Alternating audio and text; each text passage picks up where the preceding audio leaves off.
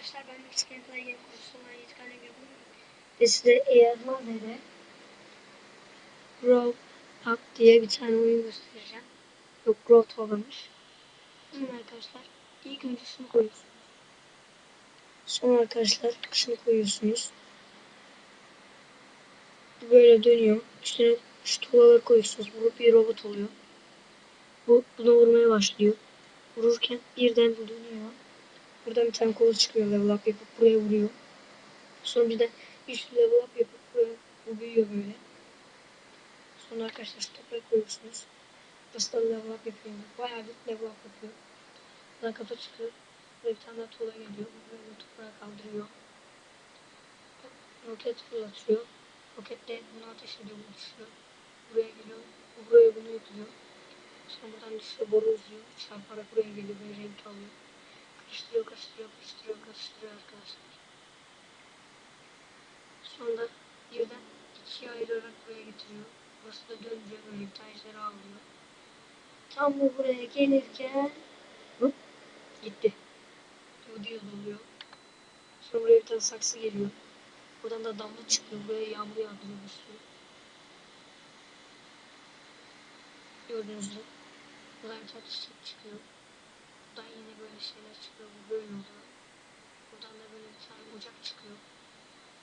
Ocaktan ateş düşüyor. Sonra bu da buraya ateş ediyor bu. Burası böyle büyüyor. Bu bulutu yiyor. Bayağı karışık ama eğlenceli oluyor. Bilgisini büyüyünce daha güzel oluyor. Buradan su akıyor böyle arkadaşlar. Bir çarkla dönüyor. Buraya su akıyor. Küçücük bir şey olur. Ama yapacak bir şey yok. Sonra böyle oluyor burası. Burası da böyle oluyor. Burası gördüğünüz gibi arkadaşlar böyle bir tane robota dönüşüyor. Kafası olmuyor ilk önce, böyle geliyor, sonra bu geliyor.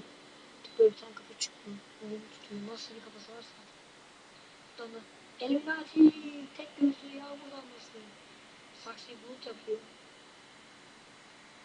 Sonra arkadaşlar büyüyor, böyle bir şey çıkıyor. Buraya geliyor. Buradan böyle şeyler düşüyor. Hemen bu buradan ateş ediyor. Tak onu çarpı çıkıyor. Bu da burada bunu vuruyor. Tık bunu kırıyor. İçen bir tane adam çıkıyor. Uçuyor havada. Nasıl veriyoruz? Havada yüzüyor artık arkadaşlar. Güneş yakıyor. Hepsi maksimum oluyor. Burası patlıyor. Çiçekler uçuyor. Oraya adam düşüyor. Sonra bir sürü adam geliyor. Böyle.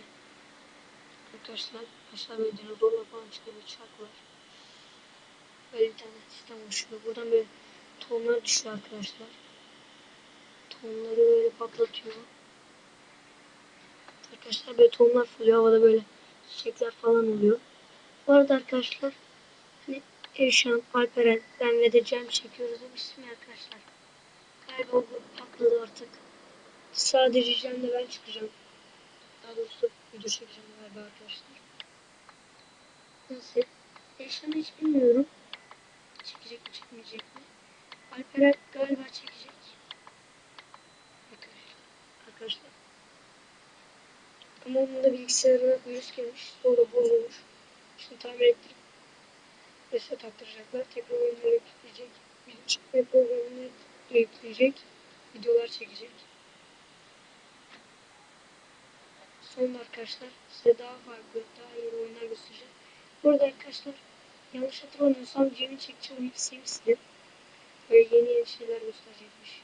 Daha doğrusu yeni şeyler derken Sims'ten videolar çekecekmiş. Bugünlük bu kadar. Bir dahaki videomuzda görüşmek üzere.